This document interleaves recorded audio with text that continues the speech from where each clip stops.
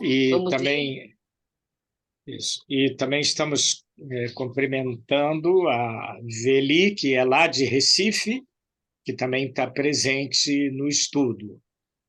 Então, vamos dar início inspirando, e ao expirar, vamos emitir o sagrado mantra Om e vamos repetir por 3 vezes. Om.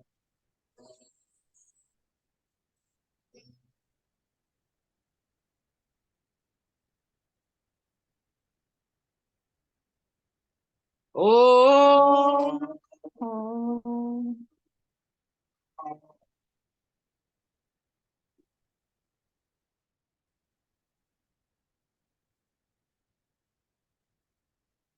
Om.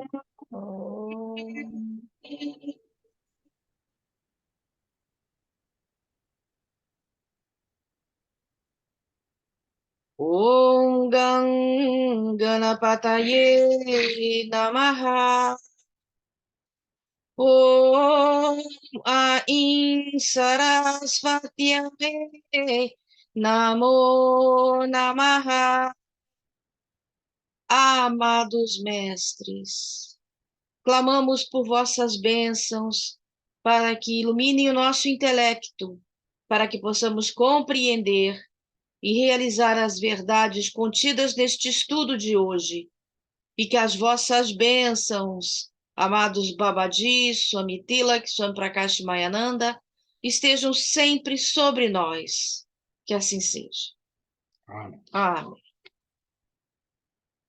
Então, nós estamos no Sutra número 184. Esse livro foi escrito por Sri Shankaracharya. E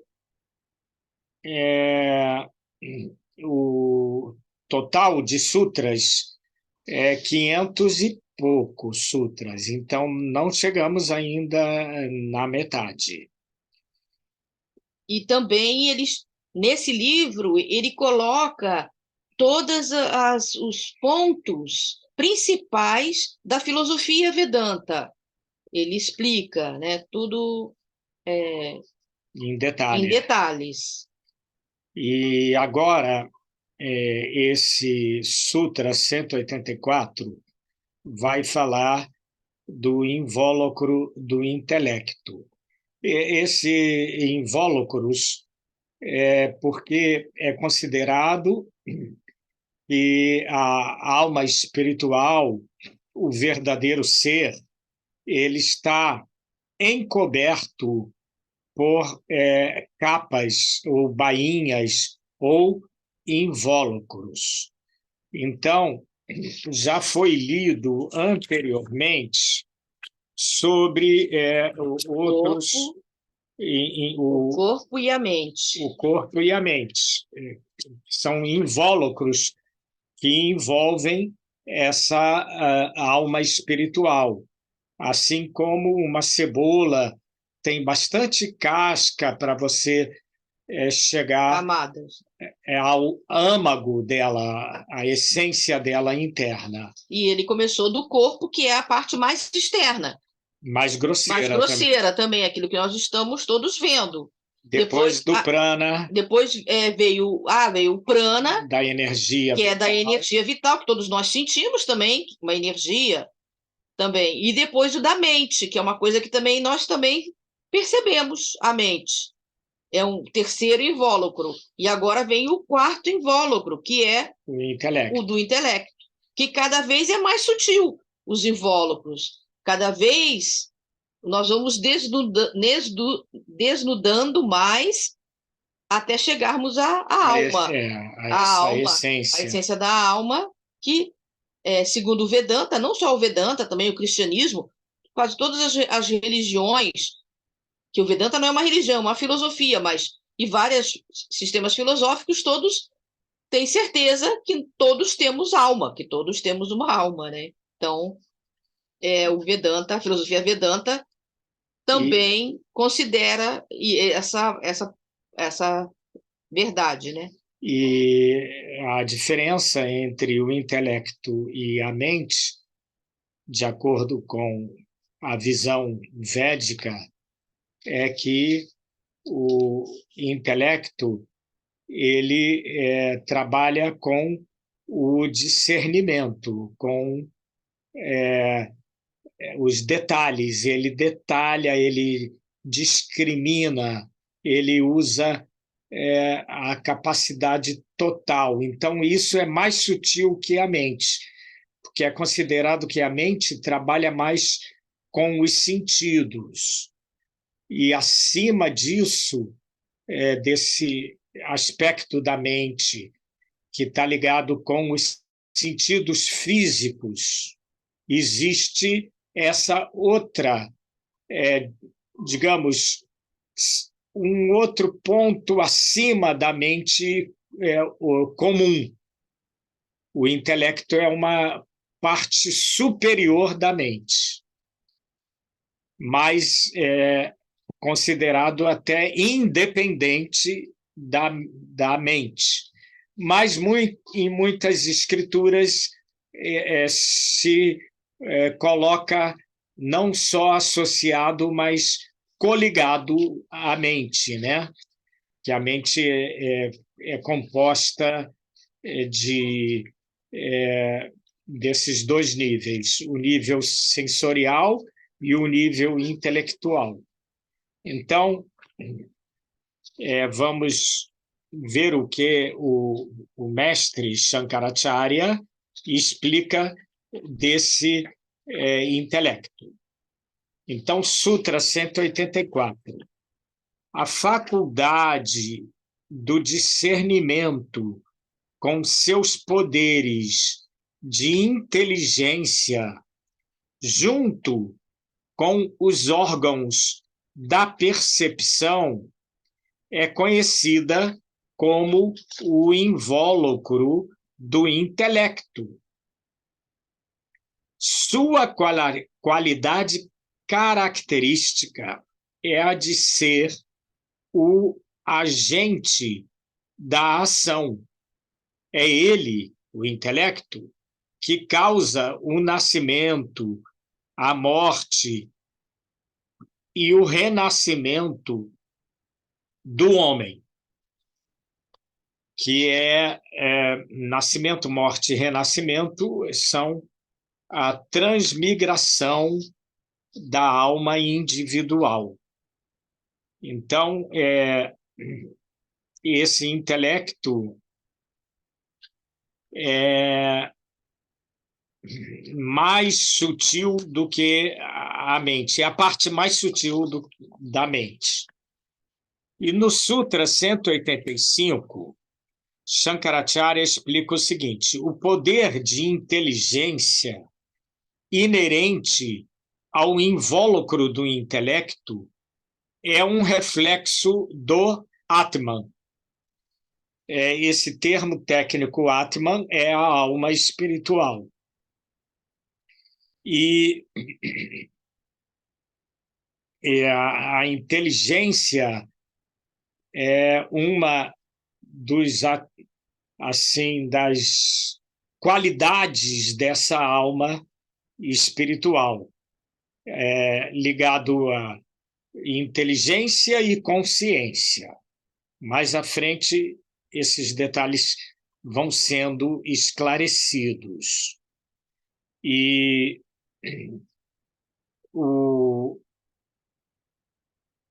a alma espiritual é o centro da inteligência, é o centro do discernimento. E aí ela se reflete assim na parte mental superior, que é chamada intelecto. Continua ele explicando: o invólucro do intelecto é um efeito de Maya. E Maya, nesse caso, também é a natureza material. E quando a natureza material tem uma ligação com a mente, porque é considerado que esse universo material é criado pela própria mente. Então,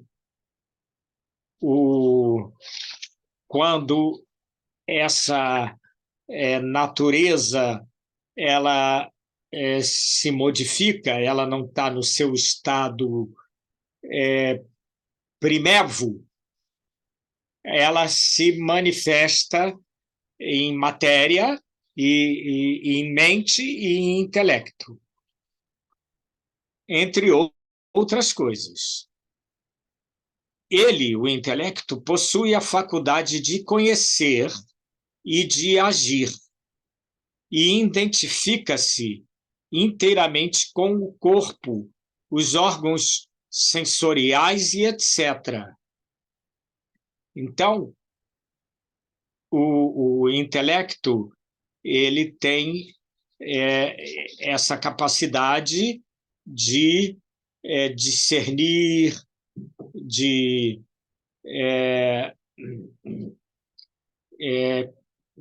de utilizar a inteligência, o conhecimento e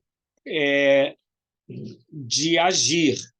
É a parte também que a ação brota da mente, porque a parte da mente que está em contato só com os sentidos sensoriais, ela não leva à ação, porque a vontade está ligada ao intelecto e não à parte chamada manas, que é traduzida como mente. E intelecto é traduzido como buddhi.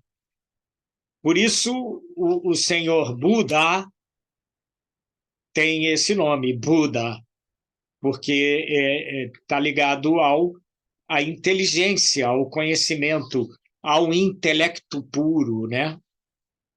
Buddhi, intelecto, e Buda, aquele que realizou o conhecimento verdadeiro. E continua explicando aqui Shankaracharya, no Sutra 186, sobre o intelecto. Não tem começo. Caracteriza-se pela sua consciência do ego e constitui o homem individual. Porque o intelecto não tem começo, porque através do intelecto, da mente, é que se manifesta o mundo material, que é considerado Maya. E Maya não se sabe, ou Maya ou a ignorância, não se sabe quando começou. Só se sabe que ela tem um fim, quando se realiza a sabedoria.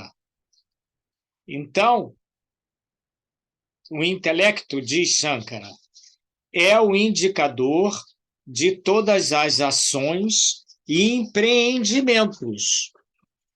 Porque para você agir, você precisa do intelecto, da vontade. Você, por exemplo, através do intelecto, você decide se você vai viajar para Minas ou São Paulo. Você usa o discernimento e fala, não, nesse momento é melhor eu ir para Minas, porque não está chovendo, as condições climáticas estão mais propícias. Então, aí vem, logo depois vem a ação, que ele tomou a decisão, o intelecto. Através do quê? Do discernimento. Muito bem. Por isso que é dito nos sutras anteriores que ele é a mola mestra da ação. E continua explicando Shankara, o intelecto, né? Diz assim: impelido pelas tendências e impressões formadas em nascimentos anteriores. Então, essas tendências e impressões que cada indivíduo, cada alma individual traz em si, difere um dos outros. Por exemplo, o músico que me parece que foi Bach ou Mozart, que já nasceu Mozart. com aquela Desde tendência pequenininho já musical. tocava piano. Então, essas tendências vêm aonde? Não é na mente, vem no intelecto. Porque a mente, de acordo com a psicologia oriental, a mente ela está ligada aos sentidos. Agora, por exemplo, às artes. Quem está ligado às artes é o intelecto. Então, por isso essas tendências e impressões que vêm de vidas anteriores e até do período que você já viveu nessa vida, essas impressões e tendências, elas te movem, movem o seu intelecto também. Por exemplo, nós estamos aqui buscando uma filosofia espiritual. Pessoas de outras tendências e outras impressões vão buscar um outro tipo de estudo, de acordo com a formação do seu intelecto, que veio já de experiências anteriores em outras vidas e nessa própria vida. Então, continua explicando. Ele pratica ações virtuosas ou pecaminosas e sofre suas consequências. Ele quem? O intelecto, porque é ele que decide. Ele que decide. Eu vou fazer isso. Eu vou, por exemplo, comer antes daquela pessoa para que eu tenha comida suficiente, mesmo que sobre pouco para ela. Quando ela chegar, só tem aquilo para ela comer. Quem decidiu? O intelecto. Foi uma ação virtuosa ou uma ação pecaminosa? Foi uma ação pecaminosa. E se fosse virtuosa, o intelecto iria decidir: eu vou comer só a metade e vou deixar a metade para a pessoa que está chegando para comer depois de mim. Muito bem. Agora continua no Sutra 187. Shankara diz o seguinte: o invólucro do intelecto acumula experiências passando por muitos ventres de grau superior ou inferior. Então, esse intelecto ele não é formado somente no momento que você nasceu até o momento de hoje. Ele já vem moldado por vidas anteriores das quais você já viveu ou passou. E diz Shankara, pertencem-lhe os estados de vigília e de sonho. Então, ele está explicando o que é esse intelecto, o que é esse buddhi. Então, quando você, no momento, agora estamos no estado de vigília, esse estado de vigília pertence ao intelecto. Porque se você prova algum sorvete, o intelecto é que, ou alguma comida, melhor dizendo, o intelecto é que vai discernir e dar o veredito de que aquela comida é boa, é ruim, é gostosa, é desgostosa, é salgada, é amarga, o intelecto, no estado de vigília, o estado que estamos vivendo acordados. E o estado de sonho também pertence ao intelecto, porque no sonho o intelecto continua funcionando. Ele que fala aí, vai chover no sonho. Ele que percebe e decide, vou me abrigar em tal lugar, no sonho. Então, quando você dorme e não há sonhos, o sono profundo, aí não existe intelecto. Ele existe nesses dois estados, vigília e sono com sonhos. E agora explica Shankara, é objeto de dores e alegrias. Alegrias e sofrimentos, prazeres e dores, que nos termos técnicos na Índia se diz sukha dukkha. Então, sukha é prazer, dukkha é assim, desgosto, ou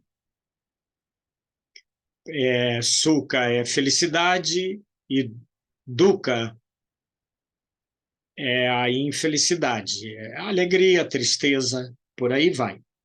E porque então o intelecto vai discernir. Se não houver intelecto, também não vai haver alegria ou tristeza. Se o intelecto, através da meditação, a consciência saiu do estado de vigília, de sono com sonho, e entrou no estado de consciência pura, não existe intelecto, não existe alegria nem sofrimento. Então, por exemplo, porque não é aquela coisa que nos traz a alegria ou o sofrimento. É o intelecto que diz que ela é alegre ou triste. E agora, no 188, devido à sua consciência do eu minúsculo e do meu, ele se identifica constantemente com o corpo e os estados físicos. Então, por quê? O intelecto ele é consciente do ego de cada um de nós. Ele pode perceber que você foi egoísta naquela situação ou foi inegoísta. Então, o ego é consciente. Ele discerne. E sem ele, não existiria também essa consciência de ego, de meu, teu, e a consciência do eu minúsculo, do ego, que é a própria identificação com o corpo. Por isso diz aqui, ele se identifica constantemente com o corpo e os estados físicos. Assim, continua dizendo, assim como com os deveres inerentes aos diferentes estágios e ordens da vida. O que quer dizer isso? Os deveres, por exemplo, da Veli. A Veli, ela tem filhos, então ela tem um dever de mãe. E, por exemplo, o médico tem o dever de tratar enfermos. Então, são esses tipos de deveres, os quais o intelecto se identifica também. E as ordens da vida são 4 estados.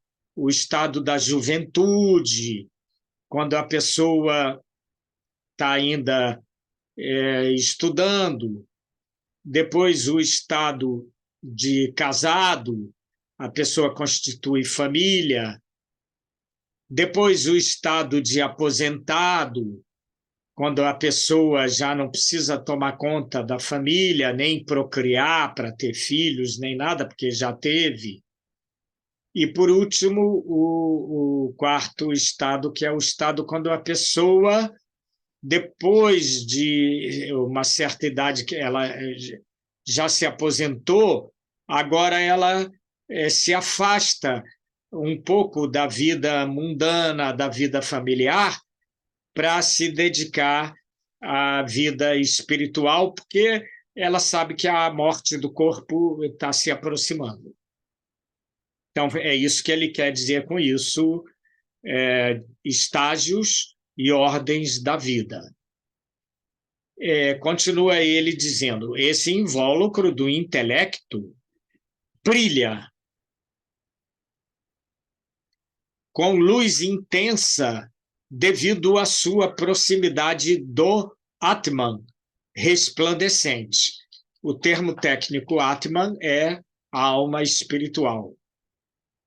E o intelecto ele está mais próximo da alma espiritual do que o corpo grosseiro, físico, do que o corpo energético e do que o corpo mental.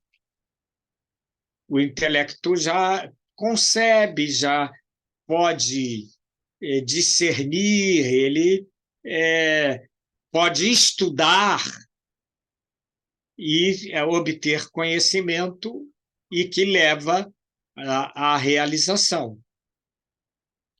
E continua Shankara explicando, é uma roupagem do Atman. O intelecto é um invólucro, uma roupa da alma espiritual.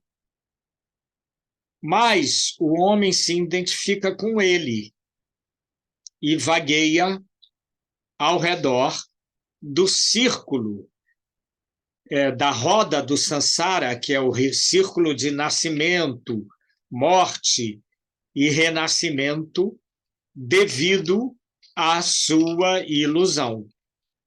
Então, devido o homem se identificar com os pensamentos que existem na mente ou no intelecto, ele continua preso à roda de nascimentos e mortes. Número 189.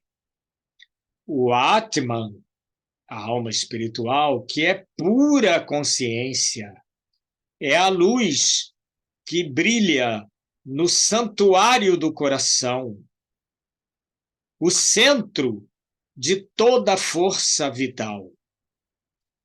Esse santuário do coração não é o coração físico, ele se refere à essência do nosso ser, é o coração. e continua explicando, é imutável. O Atman é imutável, mas torna-se o, entre aspas, ator e o, entre aspas, experimentador quando é erroneamente identificado com o invólucro do intelecto. Então, apesar da alma espiritual não agir em nada nesse mundo, ela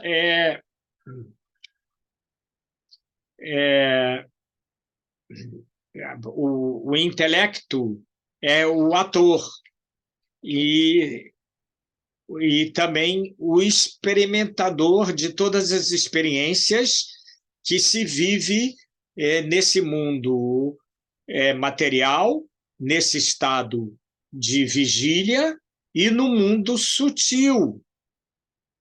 Todas as experiências que se vive quando se sonha.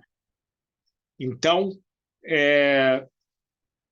o Atman, a alma espiritual, ela não se identifica com essas experiências, nem com essas ações, mas o intelecto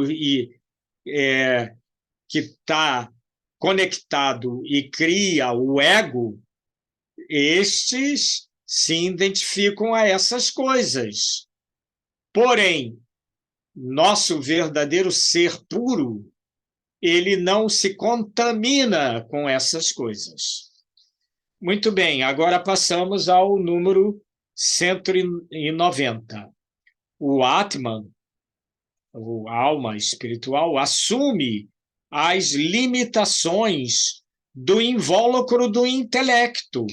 É que aí, quando Shankara fala que essa alma assume erroneamente, identifica-se erroneamente como ator experimentador, é que surge um outro termo técnico, também no Vedanta, que é o Jivatma, porque é a alma identificada com esse corpo, erroneamente identificada. Mas quem crê que a alma está identificada com esse corpo não é a alma, são os próprios invólucros do intelecto, do prana e do prana também. E da mente. E da mente. Então, o Atma, ele assume essas limitações do intelecto, porque é erroneamente identificado com esse invólucro. Ele não se identifica, mas os invólucros se identificam, e que dele se distingue por completo. O Atma é diferente completamente do intelecto, da mente, do corpo, do prana.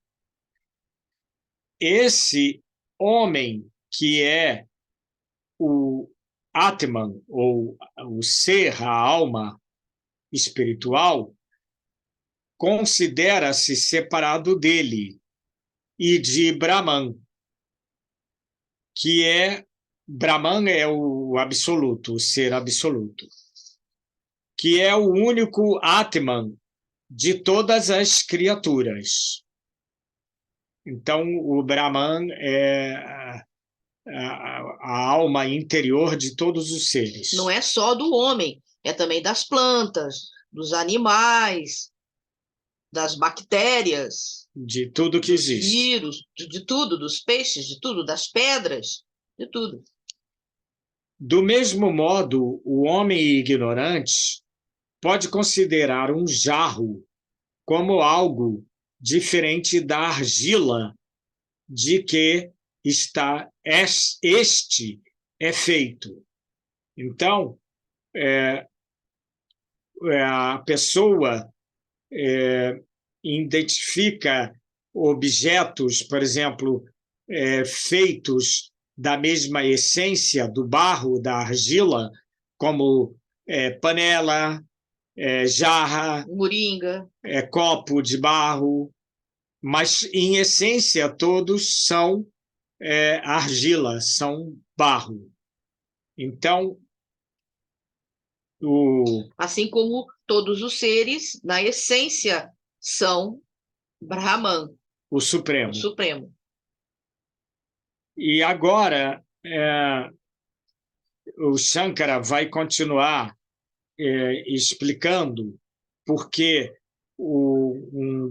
agora um discípulo pergunta a ele, a Shankara.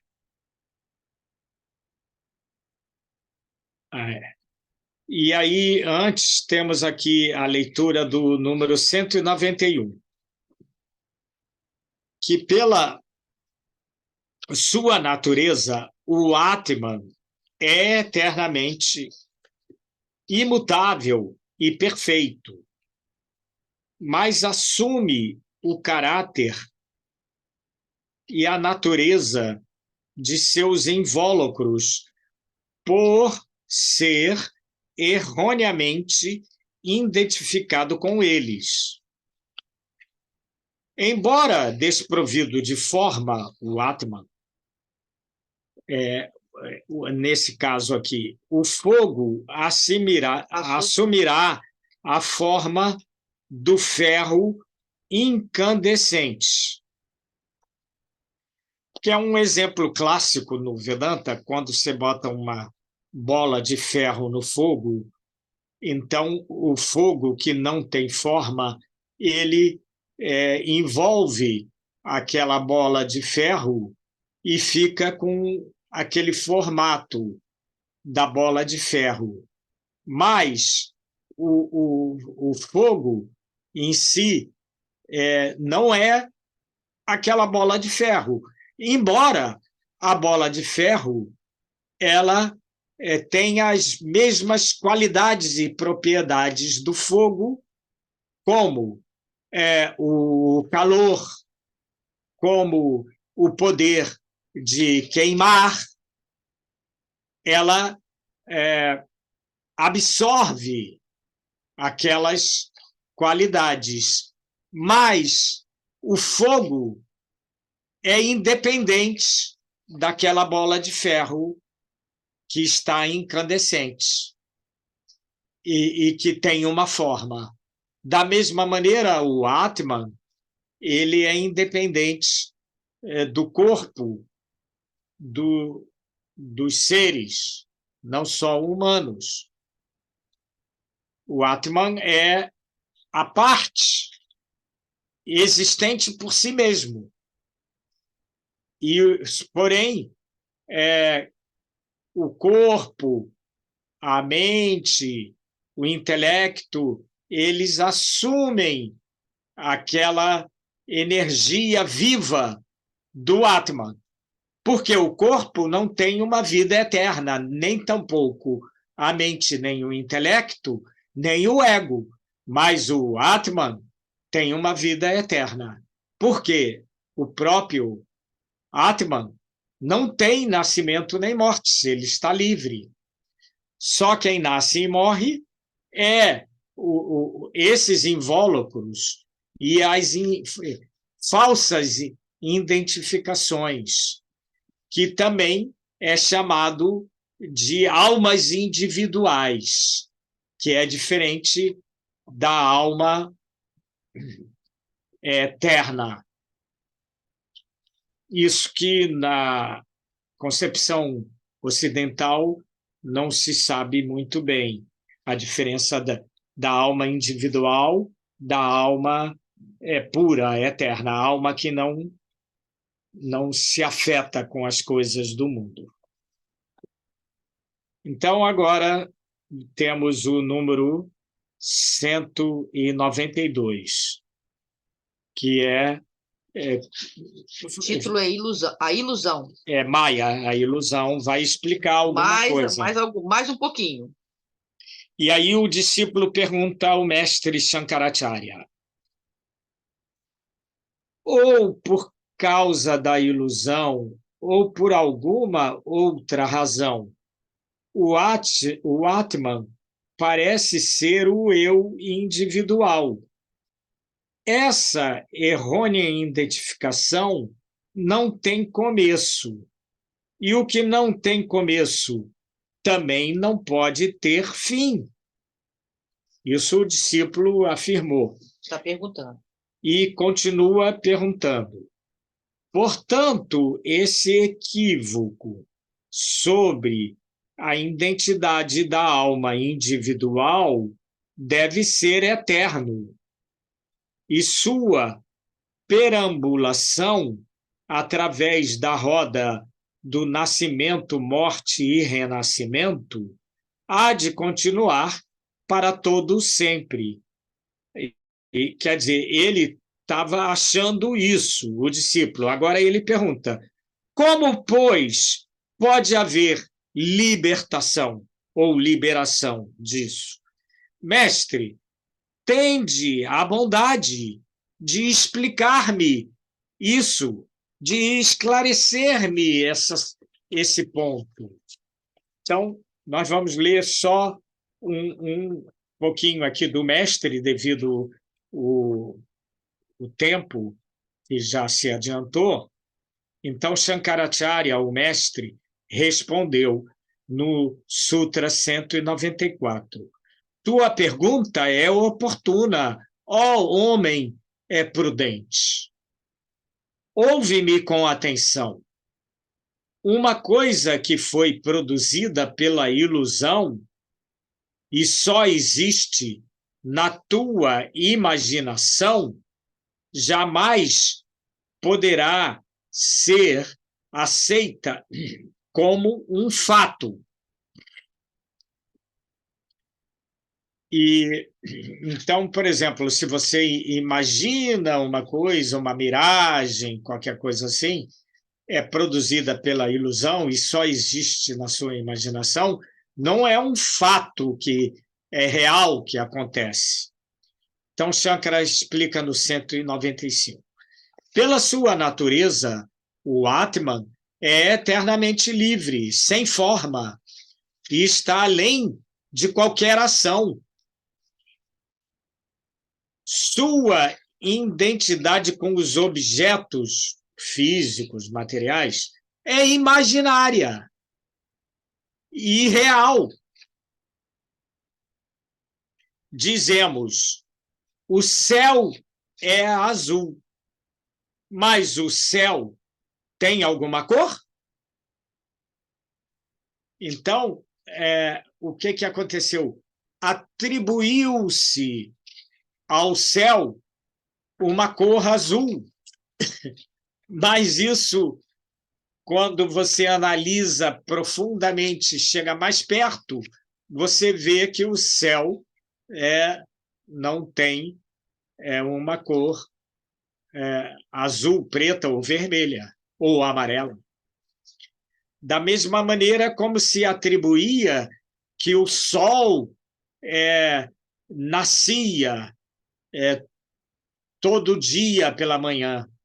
Não, ele estava sempre ali parado. O mundo é que se movia em volta dele. Então, era uma concepção errônea.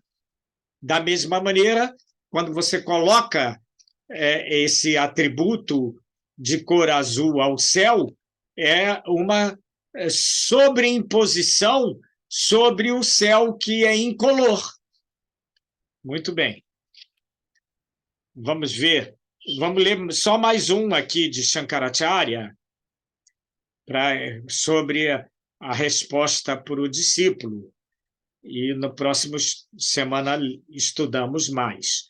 Então, o número 196, Shankara explica: o Atman essa alma interior, essa alma espiritual, é a testemunha, está além de qualquer atributo, de qualquer ação. Porque, por exemplo, o intelecto não está além da ação. Ele está envolvido com a ação, mas o Atma não. Ele quando você vai a um filme, você é o espectador. Você, se no filme choveu, caiu um raio, isso não te atinge, não te. Porém, você pode até gritar, ai, quando o raio cai, mas ele não atinge a você que é o espectador. O Atman é assim, ele é a testemunha. Ele não é atingido por qualquer ação do mundo material. Continua Shankara.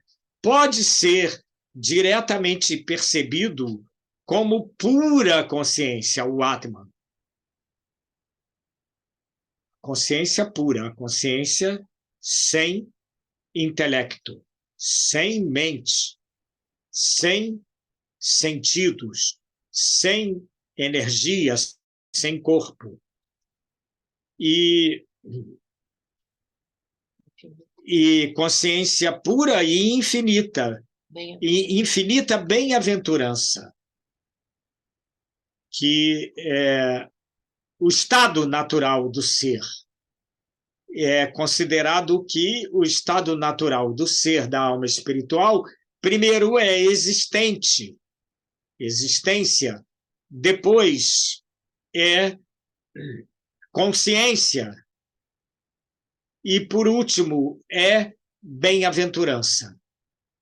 Essa é a natureza real da nossa alma espiritual.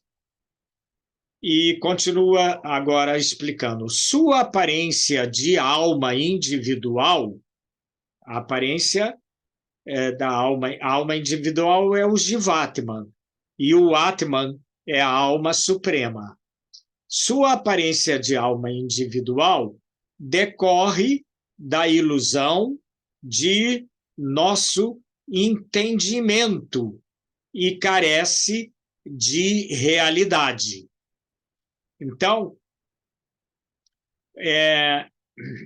devido à ilusão, cresce que a alma se individualizou num corpo, numa mente, num intelecto, num ego. Mas isso não é real, porque essa alma nunca pode ser aprisionada a nada. A alma suprema, né? Por sua própria natureza, essa aparência é irreal. Essa aparência desse Jivatman, dessa alma individualizada, que se identifica com o corpo e tal, isso é irreal, não existe, é um sonho, não é real. É um estado de, digamos, embriaguez, que logo passa. E da eternidade, o que fica, isso não existe. E, por sua própria natureza, essa aparência é irreal. Quando essa ou a nossa ilusão é removida, ela deixa de existir. Então, que aparência? É a aparência de alma individual. É essa identificação com esses invólucros do corpo, da energia vital, da mente, do intelecto, e outros ainda têm mais invólucros que mais tarde vamos estudar. Mas por hoje, nosso tempo está encerrando-se. Nós vamos entoar o mantra do encerramento, e depois do mantra de encerramento abrimos para alguma pergunta ou comentário rapidamente. Rapidamente. Oh.